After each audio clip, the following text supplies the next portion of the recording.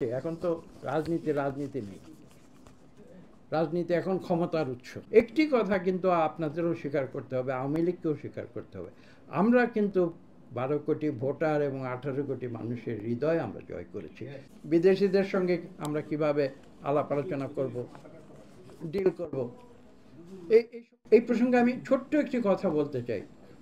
এখানেও কিন্তু অনেকেই হতাশ, বাংলাদেশের মানুষ। বিদেশিরা শেষ পর্যন্ত স্যাংশন দিল না। আমি কিন্তু খোলাখুলি কথা বলতে পছন্দ করি, আমি খোলাখুলি কথা বলি, এখানে লজ্জার কোনো বিষয় না। আমরাই বলি, অনেক মানুষ বলে, কোটি কোটি মানুষ বাংলাদেশে গ্রামে গঞ্জে বলে যে আরে কই আমেরিকা তো কোনো স্যাংশন দিল না। আরে আমি তাদের একটা ছোট্ট জবাব দিই। আমেরিকা বলে যা, তারা তো বলেছিল অনেক কিছু করবে, ঠিক আছে, আমি যুক্তি তর্কে যাচ্ছি না, আমি অন্য একটি যুক্তি দিচ্ছি। আচ্ছা, আমেরিকা স্যাংশন দিবে সেই কারণে বাংলাদেশে সুষ্ঠু নির্বাচন হবে, এটা কোন যুক্তি আমাকে বোঝান তো। আমরা কি আমাদের কোনো মনুষ্যত্ব নাই, আমাদেরকে ন্যায় নীতি নাই যে আমরা নিজেরা একটা সুষ্ঠু নির্বাচন করব, আমেরিকা স্যাংশন দিবে সেই ভয়ে সুষ্ঠু নির্বাচন করবো? এটা কি কোনো যুক্তি হতে পারে? আমেরিকা স্যাংশন দিবে সেই ভয়ে আমরা বাংলাদেশের গণতন্ত্র ফিরিয়ে আনবো, এটা কোনো যুক্তি হতে পারে?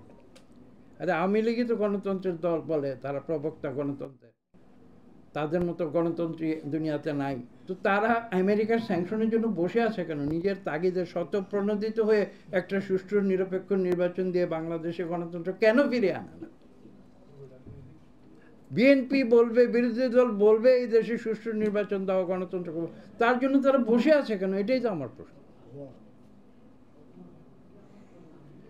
এখন বিষয়টি হচ্ছে, এই প্রশ্নের উত্তর তো আপনারাও সবাই জানেন, আওয়ামী লীগ নিজেও জানে। আমি যে কথা বলেছি, এখন তো রাজনীতি নেই, রাজনীতি এখন ক্ষমতার উৎস।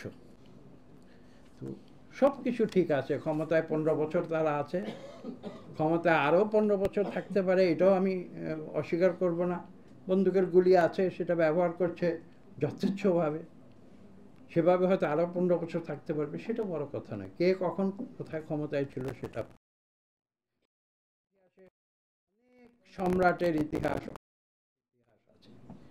বড় কথা হচ্ছে যে ইতিহাসে ভালো কাজের জন্য, মানুষের কল্যাণে রাজত্ব করে কারা সম্মানিত হয়েছে আর কারা অত্যাচারী শাসক হিসেবে বিবেচিত হয়ে ইতিহাসের আস্থা করে নিক্ষিপ্ত হয়েছে, এটাই হচ্ছে।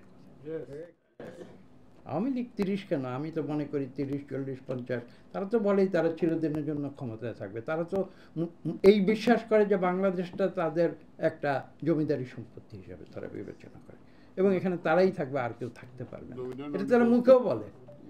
তো কাজেই আজকে সেটা বড় কথা নয়, অস্ত্রের বলে কারা ক্ষমতায় আছে সেটা বড় কথা নয়। রাজনীতির সবচেয়ে গুরুত্বপূর্ণ বিষয়, আমি খুব সংক্ষেপে একটি কথা বলে দিই, মানুষের হৃদয় কারা জয় করতে পেরেছে, সেটাই হচ্ছে রাজনীতি।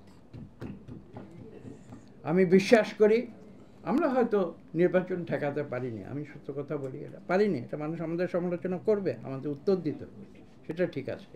কিন্তু আমি তাদের অন্য একটি উত্তর দিই যে দেখো, আমরা কিন্তু এই অত্যাচারী সরকারের যে নির্বাচন প্রক্রিয়া, একটা নির্বাচনের প্রহসন, সেই প্রহসনকে আমরা ঠেকাতে পারিনি, সেই নাটককে আমরা বন্ধ করতে পারিনি, নাটকের শেষ অঙ্ক অভিনীত হয়েছে, এটা আমি মানি। কিন্তু একটি কথা কিন্তু আপনাদেরও স্বীকার করতে হবে, আওয়ামী লীগকেও স্বীকার করতে হবে, আমরা কিন্তু 12 কোটি ভোটার এবং 18 কোটি মানুষের হৃদয় আমরা জয় করেছি। তারা প্রমাণ করেছে, তারা নির্বাচন বর্জন করে প্রমাণ করেছে যে তারা আমাদের সঙ্গে আছে।